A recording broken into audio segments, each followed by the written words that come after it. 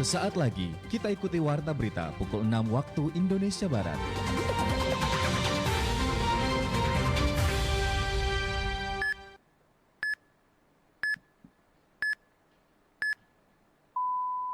Tepat pukul 6 waktu Indonesia Barat. Bangunan yang di belakang itu Mas, memang itu sudah rusak berat. Kalau kita lihat cuaca atau kondisi hujan kenceng, nah anak-anak kita pindahkan ke sini, ke selasar-selasar ini. Salah satunya adalah menunda pembongkaran ini sampai dengan batas waktu, yaitu adalah tahun ajaran baru.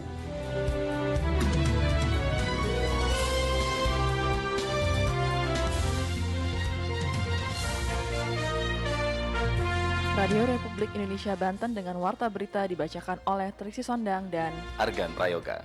Sari berita penting. Ketua DPRD Kota Serang meminta agar penggusuran warga Sukadana 1 ditunda. 5 ruang kelas SMP Negeri 2 Cimanuk, Kabupaten Pandeglang rusak parah sejak tahun 2021.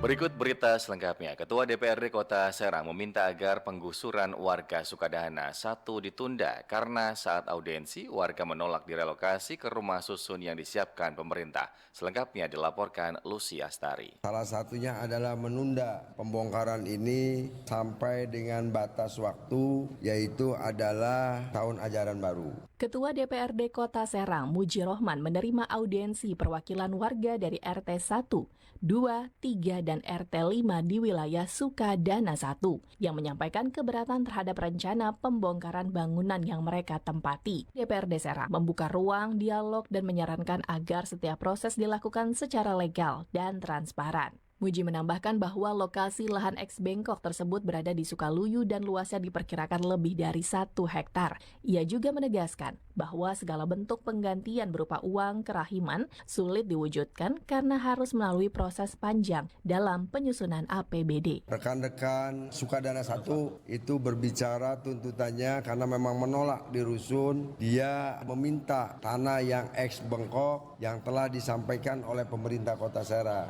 Saya sampaikan bahwa aturannya tidak bisa kalau memang diberikan hibah untuk perorangan karena melanggar daripada peraturan perundang-undangan. Dan akhirnya mereka meminta tuntutannya adalah sewa tanah eks Bengkok itu atau dilakukan apresial untuk diangsur selama 2 tahun. Saya sampaikan kalau memang itu diapresial, dibeli, maka harus pendampingan daripada inspektorat dengan kejaksaan supaya legitimasinya jelas dan tidak menyalahi peraturan perundang-undangan. Muji berharap pemerintah Kota Serang dapat segera menindaklanjuti aspirasi warga dengan mempertimbangkan berbagai opsi agar konflik sosial bisa dihindari dan solusi yang adil bisa diwujudkan.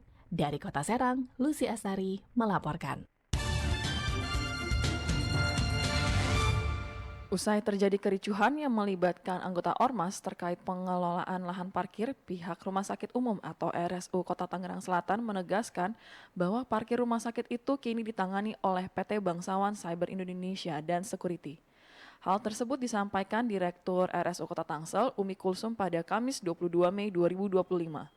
Ia menyebut PT BCI merupakan perusahaan perparkiran yang sah dan memenangkan lelang pengelolaan lahan parkir rumah sakit tersebut. Umi Kulsum mengatakan pemanfaatan aset milik RSU termasuk area parkir harus melalui mekanisme yang sesuai aturan. Sebelumnya, polisi dari Polda Metro Jaya dan Brimob terjun ke RSU Tangsel menyusul terjadinya kericuhan antara anggota Ormas dengan pengelola parkir resmi. Kondisi bangunan SMP Negeri 2 Cimanuk, Kecamatan Cimanuk, Kabupaten Pandeglang, Banten memprihatinkan. Sebanyak 5 ruang kelas di sekolah tersebut mengalami kerusakan sejak tahun 2021 lalu. Berikut laporan Ridwan Maulana. Bangunan yang di belakang itu Mas, memang itu sudah rusak berat. Kondisi infrastruktur pendidikan di sejumlah sekolah di Kabupaten Pandeglang, Banten masih jauh dari layak. Salah satu contohnya di SMPN 2 Cimanuk, Kecamatan Cimanuk, di mana sekolah ini terdapat 5 ruang kelas mengalami kerusakan berat, sehingga membahayakan keselamatan siswa maupun guru saat kegiatan belajar mengajar berlangsung. Menurut Kepala SMPN 2 Cimanuk, Mokoromah, kerusakan sudah terjadi sejak tahun 2021 lalu. Dari 12 ruang kelas yang ada, hanya 5 yang dinyatakan masih layak digunakan. Sementara 7 ruang lainnya kondisinya memprihatinkan. Namun, karena sekolah mengalami keterbatasan ruang belajar, sehingga 2 kelas tetap dipakai untuk kegiatan belajar mengajar. Sedangkan 5 kelas yang mengalami rusak berat terpaksa dibiarkan dan tidak digunakan. Dia menjelaskan kerusakan terjadi pada struktur bangunan seperti atap yang reot, plafon bolong, serta tembok yang mengelupas. Kondisi semakin mengkhawatirkan apabila turun hujan, sebab ruang kelas bocor sehingga siswa dialihkan sementara ke ruang lab IPA, perpustakaan, hingga musola. Itu ada 4 ya, terus yang tengah ini ada 3 itu masih kita gunakan tuh yang 2 tuh, kecuali yang tengah ya, ini yang depan ini ya, ini kan ada 3 kelas nih ya, yang tengahnya kita gunakan, tapi yang pinggir-pinggirnya masih kita gunakan kelas untuk belajar siswa. Hanya kalau kita lihat cuaca atau kondisi hujan berkenceng, nah anak-anak kita pindahkan ke sini, ke selasar-selasar ini. Walau dengan keterbatasan tersebut tidak membuat siswa patah semangat untuk terus belajar. Seperti yang diutarakan oleh Raya Hoerunisa, siswa kelas 8 itu mengaku rusaknya ruang kelas tidak membuatnya malas untuk bersekolah. Meski kerap dihantui ketakutan saat belajar, tetapi dia tetap pergi sekolah untuk mendapatkan ilmu. Saya sih tetap semangat belajar sih, walaupun kondisinya seperti ini, tetap giat belajar. Walaupun emang sih kadang suka bocor juga kalau hujan, tapi kita kadang suka ini juga ngebersihin kalau misalnya berkat bocor-bocornya. Pihak sekolah mengaku sudah mengajukan rehabilitasi ruang kelas setiap tahun. Namun permintaan itu hingga kini masih belum ada titik terang. Pihak sekolah berharap pemerintah daerah segera melakukan perbaikan bangunan kelas agar guru dan siswa bisa belajar dengan tenang dan aman. Dari Pandeglang, Muhammad Ridwan melaporkan. Dinas Perindustrian dan Perdagangan Kota Cilegon menindaklanjuti proses relokasi pedagang kaki lima di Pasar Keranggot.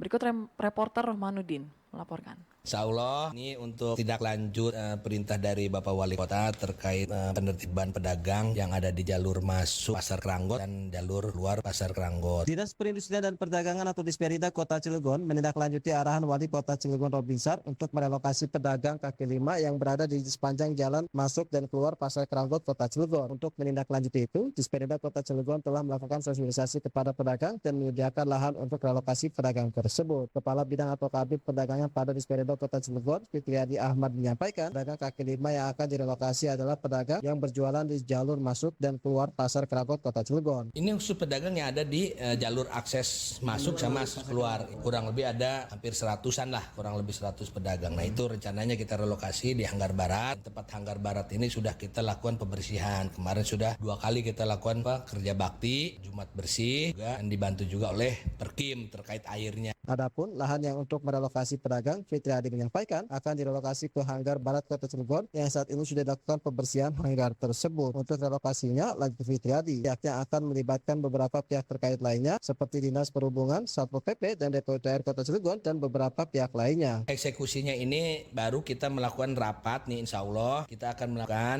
rapat penertiban pedagang jalan akses masuk dan jalan akses keluar Pasar Baru Keranggot ini lintas OPD yang insya Allah kalau nggak ada halangan nanti hari Jumat jam 9 ini di ruang rapat Asda Kota Cilegon. Fitriadi berharap relokasi pedagang kaki lima itu tidak menemukan kendala apapun dan berjalan lancar sesuai dengan harapan bersama. Dari Kota Cilegon, Banten, Rohmanuddin melaporkan. Ratusan desa ditargetkan hingga akhir Mei sudah membentuk Koperasi Merah Putih di Kabupaten Pandeglang. Berikut Dendi Farensyah melaporkan. Kurang lebih 58 sudah terbentuk. Nah ini kita kejar terus waktunya supaya pada saat nanti 12 Juli itu sudah semua selesai. Dinas Pemerintahan Desa dan Pemberdayaan Masyarakat DPMPD Kabupaten Pandeglang mendorong percepatan pendirian Koperasi Desa Merah Putih. DPMPD mengingatkan desa kelurahan membentuk Koperasi Merah Putih sebelum tanggal 12 Juli 2025 mendatang. Pelaksana Harian Kepala DPMPD Pandeglang Puji Widodo menuturkan, Hingga kini baru sekitar 58 desa yang tengah berproses membentuk Badan Hukum Koperasi Merah Putih setelah menggelar musyawarah desa khusus atau Musdesus. Karena dalam petunjuk pelaksanaan, Koperasi Merah Putih bisa dibentuk bila desa menggelar Musdesus terlebih dahulu untuk menetapkan struktur pengelola koperasi. Terkait dengan Musdesus, DPMPD menekankan agar seluruh desa bisa menggelar secara serentak pada tanggal 27 Mei mendatang. Setelah itu, desa bisa melanjutkan untuk pembentukan badan hukum. Kita arahkan supaya 27 Mei ini diharapkan bisa semua sudah selesai. Yang jelas paling lambat 12 Juli pada saat hari koperasi itu sudah terbentuk semuanya. Tinggal mendorong untuk pembuatan akta notarisnya ya. Dengan jumlah 339 desa kelurahan yang harus membentuk Koperasi Merah Putih, maka dipastikan prosesnya tidak akan sebentar. Rentang waktu 1 bulanan harus dimanfaatkan untuk menyelesaikan proses administrasi supaya target pembentukan 12 Juli 2025 bisa tercapai. Sementara Kepala Dinas Koperasi UMKM Perindustrian dan Perdagangan Kabupaten Pandeglang Bun Buntaran menyebut, biaya untuk pembuatan akta pembentukan Koperasi Desa Merah Putih ditetapkan sebesar 2,5 juta rupiah. Biaya itu disepakati secara nasional setelah adanya nota kesepahaman antara Kementerian Koperasi dan Pengurus Pusat Ikatan Notaris Indonesia. Biaya pembuatan akta notaris itu nantinya akan ditanggung oleh pemerintah daerah, baik provinsi maupun kabupaten. Karena di situ udah terlihat kan pembiayaan 2,5 juta untuk badan hukum, ya pembentukan. Selanjutnya kan proses sosialisasi, proses pembinaan itu kita sedang menghitung bagaimana kemampuan anggaran untuk 339 desa kelurahan di Kabupaten Pandeglang. Koperasi Desa Merah Putih nantinya akan memiliki 7 unit usaha yang menjadi bagian dari ekosistem koperasi, meliputi kantor koperasi, kios sembako, unit simpan pinjam, klinik kesehatan, apotek, sistem pergudangan atau cold storage, dan sarana logistik desa atau kelurahan. Dari Pandeglang, Banten, Dendi Farensyah melaporkan. Pendengar, beralih ke dunia olahraga, tunggal putra Indonesia Alwi Farhan memastikan Indonesia menempatkan 9 wakil di babak kedua BWF World Tour Super 500 Malaysia Masters 2025. Setelah meraih kemenangan meyakinkan atas wakil Taiwan Su Liang di Axiata Arena Kuala Lumpur Rabu 21 Mei 2025. Dalam laga yang menjadi penutup babak pertama, turnamen berhadiah total $475.000 itu, Alwi menang 2 game langsung dengan skor 21-13 dan 21-13. Kemenangan ini sekaligus menjadi ajang revanche bagi juara dunia junior 2023 itu setelah sebelumnya kalah dari Su Liang dalam 2 game langsung, yaitu 19-21 dan 16-21 di Super 100 Indonesia Masters Second 2023.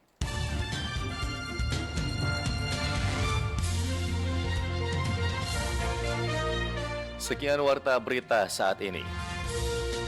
Ketua DPRD Kota Serang meminta agar penggusuran warga Sukadana 1 ditunda. 5 ruang kelas SMP Negeri 2 Cimanu, Kabupaten Pandeglang rusak parah sejak tahun 2021. Itulah berita yang sudah kami udarakan pagi hari ini. Berita selanjutnya akan disampaikan sore nanti pukul 16 waktu Indonesia Barat. Dan informasi ini dapat Anda baca di portal berita rri.co.id dan mengakses RRI Digital.